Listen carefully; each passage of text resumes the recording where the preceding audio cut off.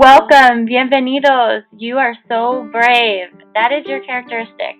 So I developed this podcast for you, Coaching the Brave podcast with Giovanna Chase, where we talk about all things positive and the power of coaching in the military community.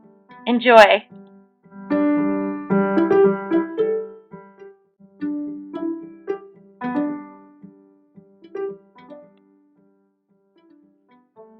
From January 13th to February 17th, this series will take about 6 weeks. I'll be sharing with you what coaching is and what it isn't, the core concepts of coaching, and provide some personal experiences along the way. This series is for you if you enjoy learning new things overall, if you may be interested in a coaching career in the future or currently, and if you're genuinely curious about behavior change and positive psychology in your life and how you can change some aspects. Thank you so much. Enjoy. Welcome to week 3. Before we get started today with the episode, I want to set you off right. I want to share with you a grounding exercise that I really enjoy when I feel icky and sticky and like there's too much drama in the conversation. If that is okay with you, I invite you to set aside all distractions. And while you're listening, I want you to think about what stressed me out during the day or what stressed me out during the week. And when I think about that, it boils my blood, right? Or my thoughts just go a mile a minute, right? So find that. Find what stressed you out during the week or today. Did somebody misinterpret what you said? Did someone say something to really offend you? Did someone give you a bad look? Did you get cut off while you were driving today? Anything. What was it? Did your spouse not give you the attention that you wanted today? That you felt that you deserved? What was that stressor? All right. So put it in the front of your head, right? This was my stressor today. With intention. That means with that in mind, that stressor, now brush off your shoulder and go down the arm and just like wipe it off. Wipe it off. Wipe it off. Wipe it off. Go down the torso, around your hips, down your legs. Wipe it off. Just take it off of your body, off of your skin. It is not serving you right now in this moment. You do not have to think about that right now. That is gone and on the floor, and you can step on it if you want to. Now take a deep breath in and out. Take another deep breath in and out. Again, with intention. How does that feel to physically and mentally brush the stressor off of your body? I'm going to give you a little bit of minutes here to just process what just happened.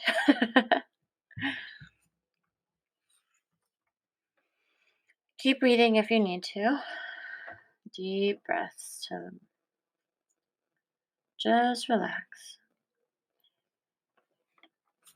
What we did was just grounding. So imagining that stressor coming off of you, you can step on it, doing all that. All that is imaginatory, right? Imaginatory. And so it doesn't justify the situation, and it definitely doesn't make that situation go away. But You have now been able to gain a different type of awareness about it. You acknowledged it, that it was a stressor in your life, and you want that to just fall off of you right now. You also went from a 10 to a what? From a scale from 1 to 10, 1 being, oh, wow, I could breathe easy again. I really, actually, I really, I don't need that right now. And then 10 being, I still feel the freaking stress. That did nothing for me. Okay, so measure your stress rate right now from a 1 to a 10. And hopefully it's less than a 10. But what we just did there was allowing your brain to do something new. You allowed yourself to learn something new, expanding your consciousness to create new neural pathways in your brain.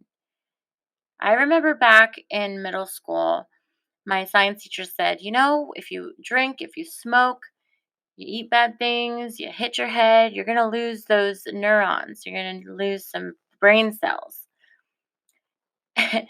And now research is showing that you can actually increase those brain cells and furthermore connect neural pathways and bridge some things in your brain that weren't there before. So science is not only getting more interesting, but it's getting more precise because the science is there, the technology is there to see these neural pathways actually connecting and making those sparks. And so when you stay stuck in the same rabbit hole and you have the same beliefs and you're still not growing and not having the ability to get to where you want to be in life, yeah, you're stuck there. You're not allowing your brain to grow and learn. But when you decide to do something new, even if it was just that small to help you de-stress your body, oh my god, you have just been able to lower your nervous system's stress response just by doing that one little exercise. Do you know what that is called? That is called coaching science. We're going to get into that today. But before we do, I want to recap on what we learned last week and then what we're going to learn this week. So, last week we learned where health and life coaching came from. Sports coaching came from sports coaching, and that the military implemented sports coaching from physical preparedness and team building and still uses that foundation of coaching today. We have expanded in the military, of course. We now have, if you haven't heard of it, visit your local Army Wellness Center. It is a grant funded building that helps to help spouses, active duty, and veterans, dependents get more active and understand their biology a little bit better. Helps them with nutrition. They actually have nutritionists, licensed nutritionists on staff. They have dietitians. They also have health coaches. So if you want to visit a health coach for free, go do that. And they also have this thing called a bod pod, which measures your body mass index. And it's just amazing. It shows you what your muscle weight is, what your overall body weight is with muscles and fat. And it shows you like your bones weight and all of that. So it really kind of itemizes all of that. And it tells you where you are, whether you're in a healthy BMI, an overweight, or morbidly overweight, obese, excuse me. And yeah, so just visit that. And they are in the majority of military bases. So actually, I should say Army because it says Army Wellness Center. I don't know too much about Air Force or Navy or all that, but check it out.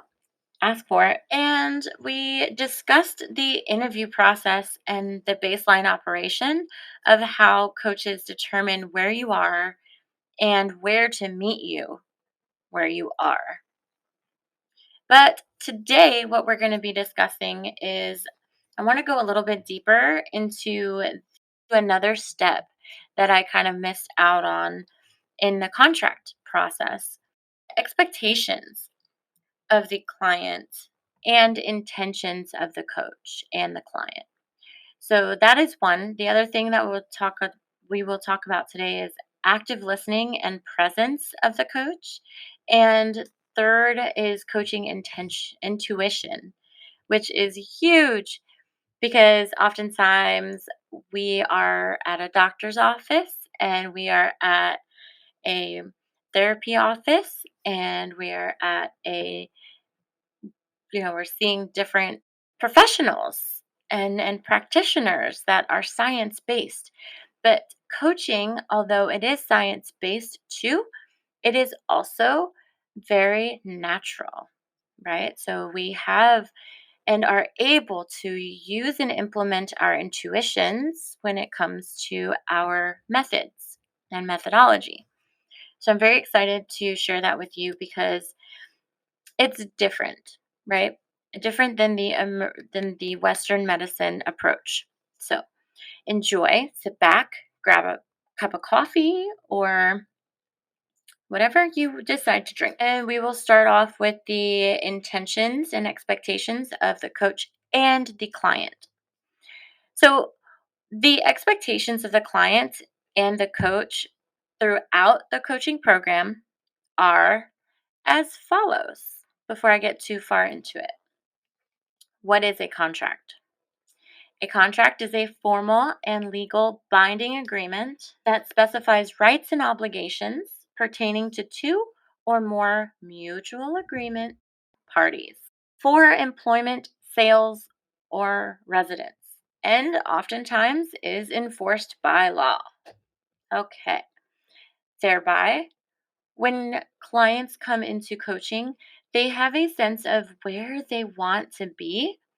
So their confidence is high, but there is a reason why they haven't achieved what they want to.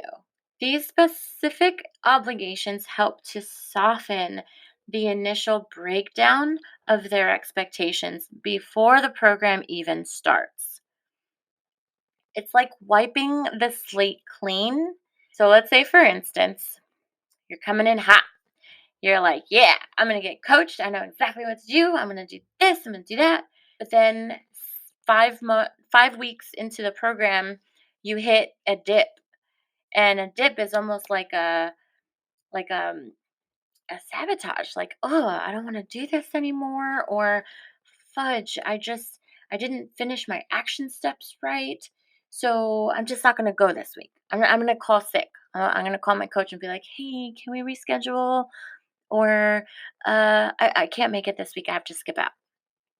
Okay.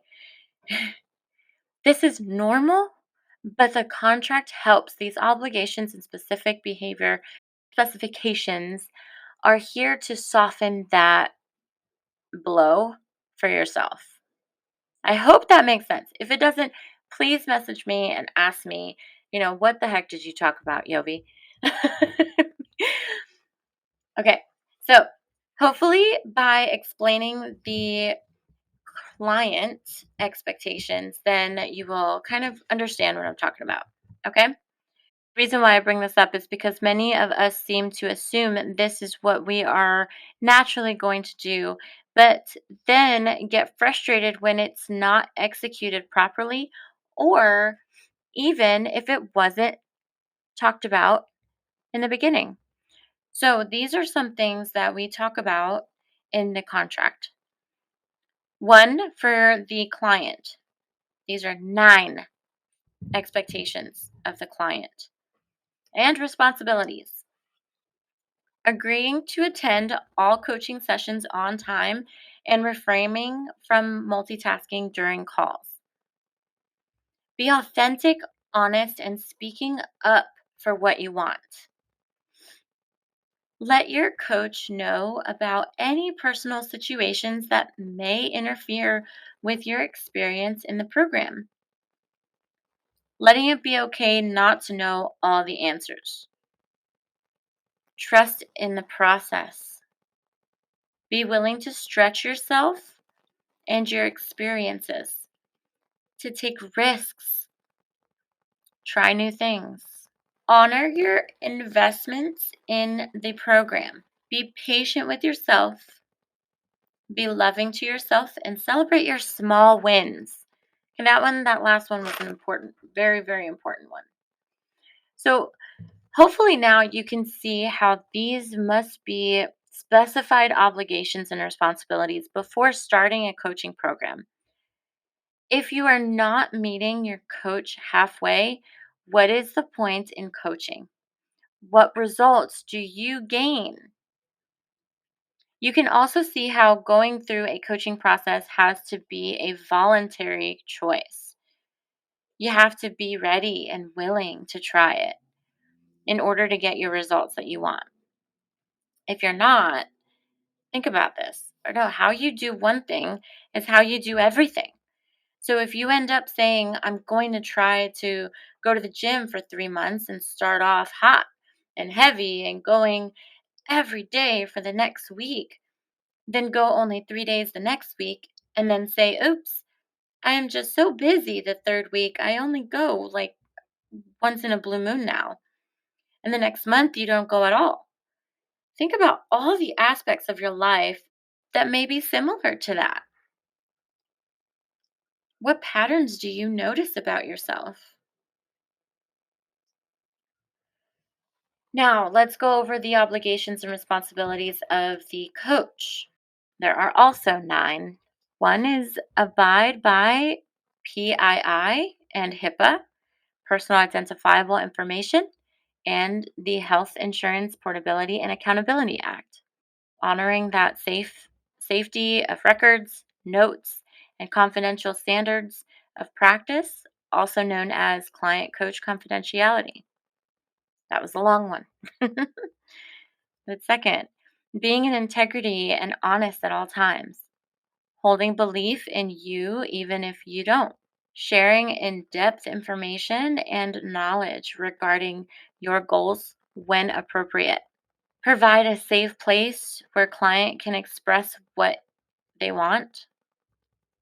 Laser coach the client through obstacles and challenges. Coach client to their highest self to achieve their highest potential, even when they don't believe it themselves. Share only when asked if it's okay to share creative worksheets and ideas, inspirations. We could brainstorm on some ideas because resources are nice.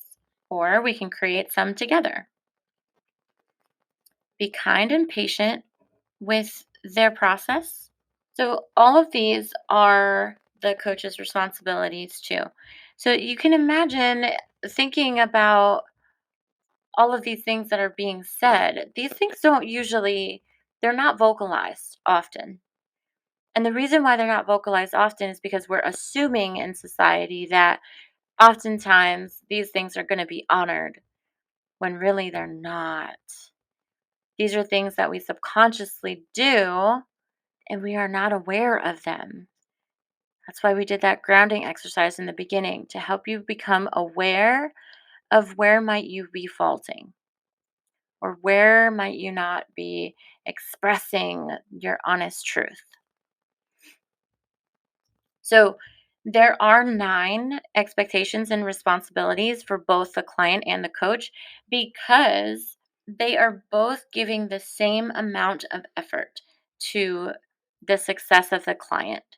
We want to make sure that the client is giving 100% and the coach is giving 100%. And therefore, it is 200%, right? We want to make sure that there is overall success in a timely manner. Now, no one said anything about getting stressed. So that's why we say express what you need to. Because if you end up going through the program and not expressing exactly what you're feeling and you're feeling stuck, then where else in your life are you feeling stuck? right? If it's just a simple program you're feeling stuck in, think about the other programs that you might be feeling stuck in, or even in what situations do you feel stuck in? When you are in a coaching session or any type of session with someone, a teacher, a trainer, a doctor, a therapist, the last thing you want is for that person to have more problems than you and actually bring them up when you're there to try to help yourself. Coaching presence is huge because when you're sitting in front of a person, whether virtual or in person or over the phone, and so we have to be open to listening. And when we're open and willing to just listen to them with no judgment and listen to them with all of the knowledge that we hold about the coaching process and allowing ourselves to ask those curated questions to help them deepen their awareness of who they are and what they're wanting to get out, that is mindfulness. So you also have this sense of nurture within the coaching and client relationship. Within that presence, there's a sense of compassion, there's a sense of safety, there's a sense of nurture. And this nurture is oftentimes something that the client has not had either for a very long time or has never had it. And for the coach to provide that sense of nurture for them, it opens up a whole new world for that person. And that person can then confide in the coach in a deeper way. And therefore, making their ability to make their changes happen and their habit change over the lifespan of their program deepen, broaden, and with more results, with more effort. And it becomes this beautiful dance of lifestyle change, making their results happen because now they are understanding how to love themselves and how to confide in themselves. And the questions that we ask, we have to make sure that they are not in a prosecutor kind of way. So the different types of questions are pretty fun to learn about. But there's open ended questions and then there's closed ended questions, and we have to have a mix of both, right? Closed ended questions are more like answered yes, no, my name is blah, blah, blah. The different types of questions are open ended and closed ended questions. It becomes a flowy conversation, and that flow turns into the client really talking more than the coach. And that's what we want. When the coach can be silent and just listen for the majority of the session, that's a good session. Why? Because the coach is here to provide you that power, that motivation, that autonomy. That's what we're here for. So that way you can make your own decisions because you know what to do and now you're doing it. You're speaking it out into existence. Active listening for a coach is repeating what the client has said in a way where the client feels heard. It can also be in the form of we can amplify it and reframe it to be exactly how they said it, negative, and then they turn it around and say, "Wait a minute, no, no, I meant to say like this," because then they hear it. That's an amplification. And then a reframe would be if their belief sounds a little unempowering, what they just said in a more positive way. And then the coach says, "Well, tell me a little bit more as to why you don't think that you can do that." And then the client would just keep going into that, right? And the deeper we go into that, it becomes something that is a little bit more dissected, and therefore it has no meaning anymore.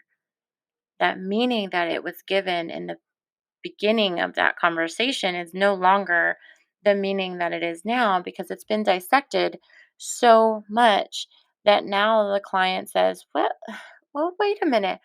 I don't even know why I was thinking about it like that.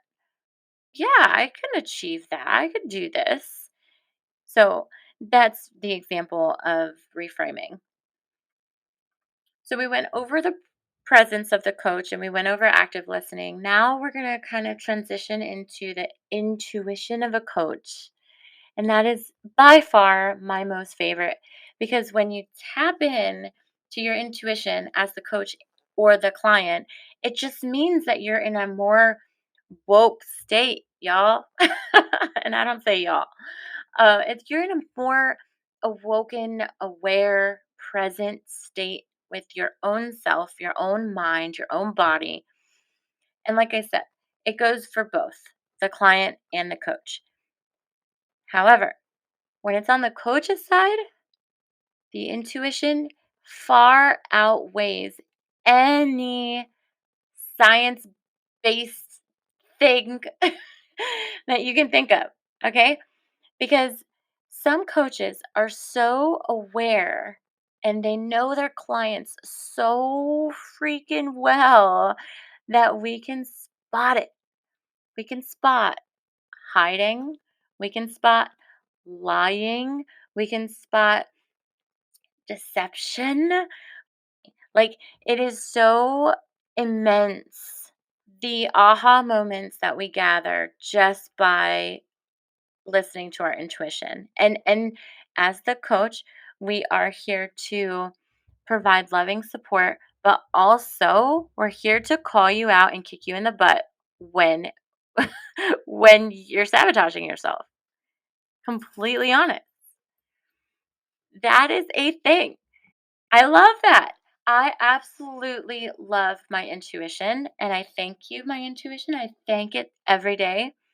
And it's just when someone says something, it also goes along with the behavior aspect too. When someone says something to me, if they have like a little twitch or a little eye flicker, I know. I can see the signs. But the intuition is when you actually feel it as the coach. When you can feel a sense of sadness from your client and you can call it out when they were hiding it. And when you call it out, oh, they get so happy that they shed those tears. They shed them. And just like we wiped our shoulders down to our fingers today, those tears wipe their face and they feel so much better. See, my friends, coaches have gone through it too. We've gone through the struggle and we're still going through it. We understand those breakthroughs. We understand completely the hiding, the not wanting to be vulnerable, the fear, the rejection. I'm not going to say we understand it all because we don't understand it all. We're not perfect, but we understand struggles because we wouldn't be coaches if we didn't want to help those who are going through the same thing that we did or we are. Coaching is one of those professions that really truly does change humanity. If our intuition is as in tune to be able to call out our clients' fears or whatever they're hiding or anything, then that means that it's not just about the process and the science of coaching. It's about who the coach really truly is as a person, how they act in this world, what they do in this world.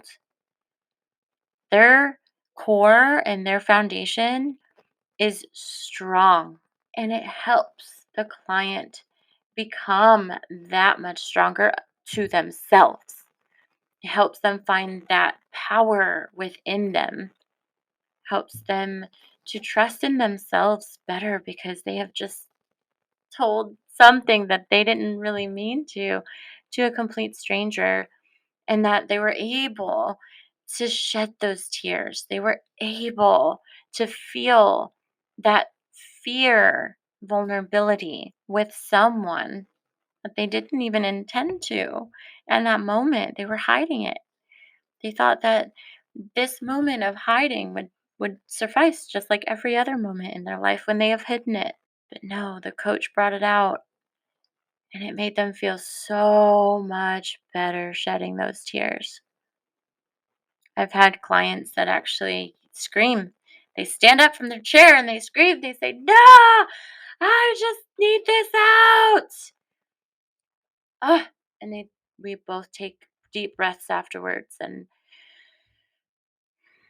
it's just so relieving for the internal body.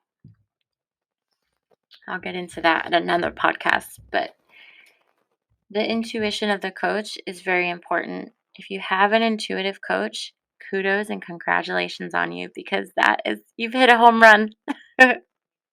You hit a home run with that. So, my friends, if you have any questions, I am here for you. Thank you so much for tuning in to this week's podcast. I hope you really, truly enjoyed it. And I will talk to you next week. Yo, you did it. You put yourself first and you let healthy happen. Congratulations on choosing that for yourself. Take this energy now that you're feeling onto the entire week. And put down in the comments how you feel after the week is done. I do have 2 invitations for you. The first one is to share this podcast with someone that you feel might need it. And second, head over to my website, YovannaChase.com, and sign up for a free one-on-one virtual experience where you and I navigate together where you are and where you would like to be within the next 3 to 6 months. Let's build a plan and let's get this happening. You deserve to be happy.